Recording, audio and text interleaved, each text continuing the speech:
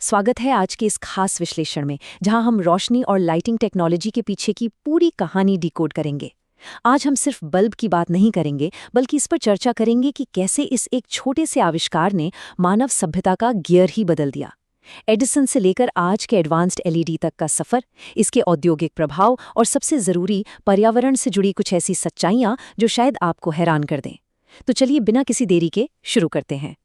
इस कहानी की शुरुआत होती है सोचने के तरीके में आए एक बहुत बड़े बदलाव के साथ। थॉमस एडिसन का ये मशहूर कोट तो हम सबने सुना ही है। जरा सोचिए, 10,000 बार फेल होना, लेकिन उन्होंने इससे विफलता नहीं माना, बल्कि इसे डेटा इकट्ठा करने का एक शानदार तरीका बताया। सच कहूं तो इसी एक माइंडसेट ने इतिहास को हमेशा के लिए रोशन कर दिया। तो हमारी कहानी का पहला हिस्सा है द इन्वेंशन फैक्ट्री। बात है न्यू जर्सी के मेनलो पार्क की, जहां आविष्कार करने का पूरा तरीका ही पलट कर रख दिया गया था। मेनलो पार्क असल में दुनिया की पहली इंडस्ट्रियल रिसर्च लैब थी। एडिसन ने क्या किया? उन्होंने वैज्ञानिकों, इंजीनियरों और मशीनिस्टों की एक पूरी टीम बनाई और उन्हें एक साथ काम करने के लिए लगा दिया। उन्होंने ट्रायल एंड एरर यानी परीक्षण और भूल को एक बाकायदा सिस्टम बना दिया। यहाँ फेल होने से कोई डरता नहीं था, बल्कि फेलियर को सेलिब्रेट किया जाता था, क्योंकि हर गलती उन्हें एक कदम आगे ले जा रही थी। और इस टीम वर्क का नतीजा क्या निकला? काम की स्पीड एकदम रॉकेट जैसी हो गई। 1876 में लैब की शुरुआत हुई और देखते ही देखते हजारों फिलामेंट्स की टेस्टिंग हो गई।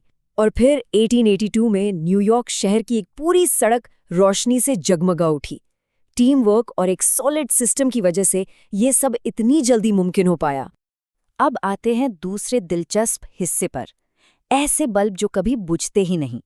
अब आप सोचेंगे कि भाई आज के ज़माने में तो बल्ब कुछ साल में ही फ्यूज हो जाते हैं, तो फिर ये एक सदी पुरानी तकनीक आज भी कैसे टिक सकती है? जरा इस नंबर पर गौर कीजिए, 125। ये कोई मामूली आंकड़ा नहीं है। कैलिफोर्निया के लिवरमोर में एक सेंटेनियल लाइट है जो 1901 से लगातार जल रही है। जी हाँ, 125 सालों से ज्यादा, एक सदी से भी ज्यादा समय से ये बल्ब बिना बुझे जल रहा है ना कमाल की बात? अब सवाल ये है कि आखिर ऐसा कैसे हो सकता है? इसका एक बड़ा कारण यह है कि पुराने इनकैंडेसेंट बल्बों में खराबी तब आती है जब हम उन्हें बार बार ऑन और ऑफ करते हैं। ऐसा करने से फिलामेंट सिकुड़ता और फैलता है और आखिरकार टूट जाता है। लिवरमोर वाले बल्ब का राज ये है कि उसे लगभग कभी बंद ही नहीं किया जाता।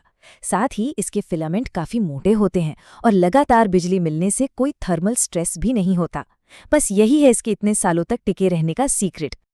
अब बढ़ते हैं अपने तीसरे चैप्टर की तरफ, औद्योगिक प्रकाश क्रांति।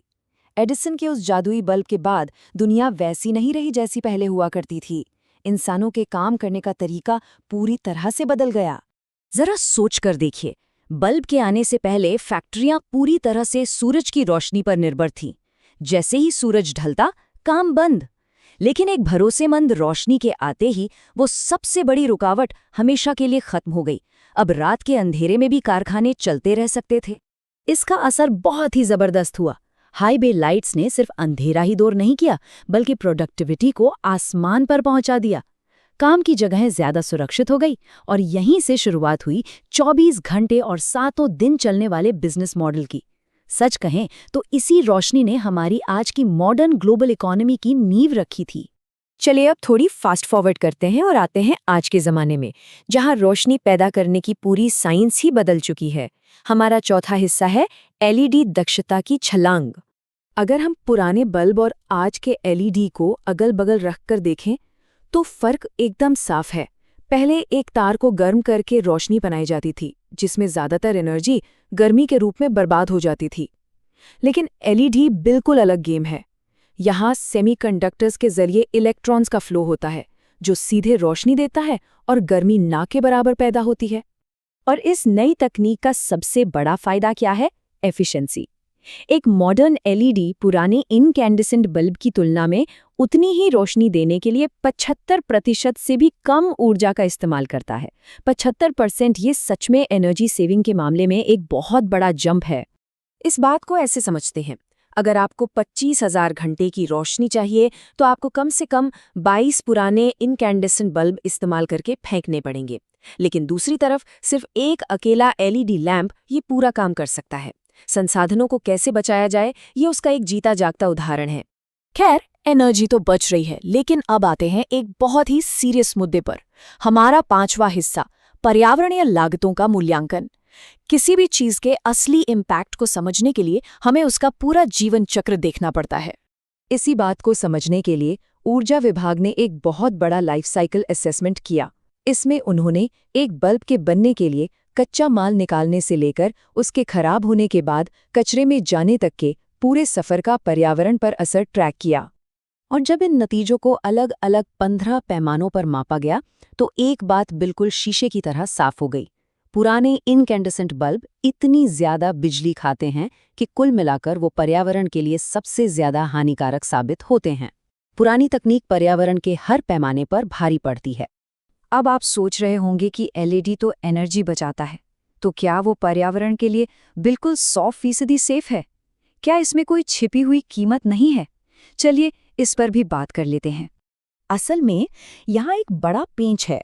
एलईडी को ठंडा रखने के लिए भारी एल्यूमिनियम हीट सिंक की जरूरत होती है, और इसी एल्यूमिनियम की वजह से खतरनाक कचरे या हैजिडस वेस्ट के मामले में एलईडी का इम्पैक्ट कॉम्पैक्ट फ्लोरोसेंट लैंप यानी CFL से भी ज्यादा हो जाता है। ये बात थोड़ी हैरान करने वाली है ना? इतना ही नहीं, जब एलईडी को टेस्ट किया गया तो पता चला कि इसके बेस और ड्राइवर्स में तांबे, जस्ता और निकल जैसे तत्वों की मामूली मात्रा होती है। आसान भाषा में कहें तो एक खराब एलईडी को फेंकना वैसा ही है जैसे एक पुराने सेल फोन को फेंकना। इसीलिए इनका सही तरीके से रिसाइकल होना बहुत जरूरी है, वरना ये पर्यावरण को बड़ा नुकसान पहुंचा सकते हैं। तो रोशनी के इस पूरे सफर को खंगालने के बाद हमारे सामने एक बहुत गहरा सवाल आ खड़ा होता है। क्या एडिसन का सबसे बड़ा आविष्कार वो कांच का बल्ब था, या फिर वो सिस्टम था जिसने फेलियर को सफलता की सीढ़ी बना दिया? शायद 10,000 बार फेल होने का वो हौसला ही असली स्पार्क था। आपको क्या लगता है? सोचिएगा जरूर। आज के इस विश्लेषण में हमारे साथ जुड़ने के लिए आपका बहुत बहुत शुक्रिया।